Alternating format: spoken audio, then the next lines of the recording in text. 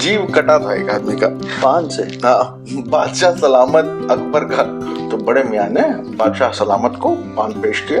बादशाह सलामत ने खाया उसको, फिर कहा कि बड़े मियाँ जाइए आप और एक सेर आप चूना लेके आइए। तो उन्होंने कहा कि अच्छा, एक सेर चूना मांगा। एक काम करिए, आप एक बगल की दुकान से ना कफन भी खरीद लीजिए। बोले कि हमारे ना किले के बाहर एक लड़का बैठता, पान की दुकान है, वो ज्योतिष है। भाई साहब, एक पान की दुकान है सीपी में, पांडे पान भंडार। सुने हम भी। हाँ, और प्रेसिडेंट हाउस को वो पान सप्लाई करते हैं, बट उससे ज्यादा उनका मगही पान बड़ा टेस्टी होता है। खाए हैं आप? ओ भाई साहब, मुंह में जाते ही बिल्कुल खुल जाता है। मगही पान की जीभ कटा है कभी पान से? नहीं, अभी तक ऐसा सौभाग्य नहीं मिला हमें। जीभ नहीं कटा नहीं पान से? जीभ कटा था एक आदमी का, ठीक है, पान से। हाँ, बादशाह सलामत अकबर का। ये क्या हुआ कि ना हम उस कैटेगरी में हैं। अब क्या है ना कि उसको सुनाने के लिए आपको थोड़ा मुंह में ना पान भी तो बजा रहे हैं। पान भी होना जरूरी है, समझ रहे हो? का भाव एक मिनट है कि नहीं? तो का भाव कि बादशाह सलामत वो सब खाने से जब बाहर आए तो उनके दरबार का जो ये था पान बनाने वाला, अच्छा, हाँ, बड़े मियाँ कह लीजिए, तो बड़े मियाँ ने बादशाह सलामत को पान पेश किया। बादशाह सलामत ने मुंह में डाला, खाया उसको, फिर कहा कि बड़े मियाँ जाइए आप और एक सेर आप चूना लेके आइए। ठीक है, एक सेर। बड़े मियाँ ने कहा कि बादशाह सलामत ने बोला कोई बात नहीं, हाजिर। बस बड़े मियाँ दौड़ गए। तो गए वो अपने किले के बाहर नीचे ना एक पान की दुकान थी, वहां गए तो वहां पे 15-16 साल का लड़का बैठा हुआ था। बड़े मियाँ ने पूछा उससे कि एक सेर चूना है तुम्हारे पास? तो लड़के ने पान बनाता था, उसने देखा, उन्होंने कहा एक सेर चूना क्यों चाहिए, एक सेर चूना? तो उसने कहा कि बादशाह सलामत ने मांगा। तो उन्होंने कहा कि अच्छा, एक सेर चूना मांगा। एक काम करिए, आप एक बगल की दुकान से ना कफन भी खरीद लीजिए, ठीक है? क्योंकि एक सेर चूना है तो कफन की भी जरूरत पड़ेगी आपको। ती कहे कि क्या बकवास है, कफन की क्यों जरूरत पड़ गया हमें? बादशाह सलामत ने सिर्फ चूना ही तो मांगा है। तो कहा कि अच्छा, कितने साल से लगा रहे हो पान? तो कहा कि माशाल्लाह हमें 21 साल हो गए, 20-21 साल।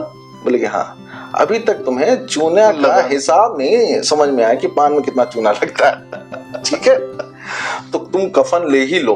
तो बोला क्यों? बोले कि अभी वो जो चूना है ना वो तुमको खाना पड़ेगा, ये जान लो।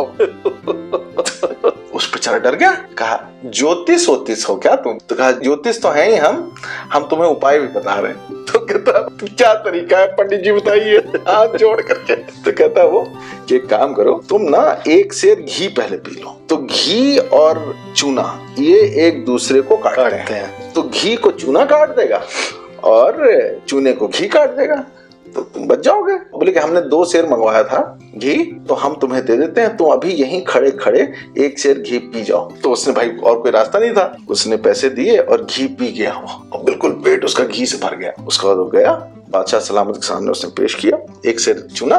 बादशाह सलामत ने कहा कि अभी बैठो यहीं और खाओ, ठीक है। तो बादशाह सलामत जो थे उन्होंने देखा कि ये पूरा खा गया आराम से, और उस वक्त उसने ऐसे हुजूर को सलाम किया और निकल लिया। शाम को बादशाह सलामत को समझ ही नहीं आ रही कि हुआ क्या है ये। शाम को खाने के बाद फिर बड़े मियाँ ने उसको पान पेश किया, तो कहा अभी तक जिंदा हो? उसने कहा जी हुजूर बिल्कुल ठीक है, कोई दिक्कत नहीं। एक सेर चूना खाने के बाद भी तुम जिंदा हो? कहता हाँ बिल्कुल ठीक है हुजूर। ये चमत्कार कैसे हुआ ये पहले बताओ। बोले कि हमारे ना किले के बाहर एक लड़का बैठता, पान की दुकान है, वो ज्योतिष है, वो कहा कि हमको आप बोलेंगे ये पान मतलब एक से चूना खाने के लिए, इसलिए उसने हमने घी पिला दिया। बोला अच्छा, लड़के को पकड़ के लाओ। गए वो बेचारा पान की दुकान में बैठा हुआ था, उसको पकड़े बोला बादशाह सलामत ने याद किया, आ जाओ। तो लड़का जो था बड़ा ब्राइट सा था, तो इन्होंने कहा कि तुम ही हो जिन्होंने इनको बताया कि घी पी लेने से चूना कट जाता है? बोला हाँ। तुमको कैसे पता चला कि हम इनको खिलाने वाले? बोले बादशाह अगर एक सेर चूना मंगवाता है पान खाने के बाद, तो इतना तो समझ में आ ही जाता है कि उस चूने का क्या होने वाला है। तो कहा कि तुमको इलाज कैसे पता है? तो बोले कि पान लगाते हैं हुजूर, बहुत लोगों के जीभ कटते रहते हैं, हमें भी पता है कि क्या तरीका है, तो हमने उनको घी पिला दिया। तो बोले अब भैया ये बताओ तुम्हारा नाम क्या है? लड़के उसने कहा हुजूर नाचीज का नाम बीरबल है। ओहो, तो बीरबल की ओरिजिन स्टोरी यही। कि और उसके बाद फिर बादशाह सलामत ने उसको अपना वजीर डिक्लेयर कर दिया। ऐसे पक्की थी बीरबल की खिचड़ी। ऐसे पकी थी बीरबल की खिचड़ी।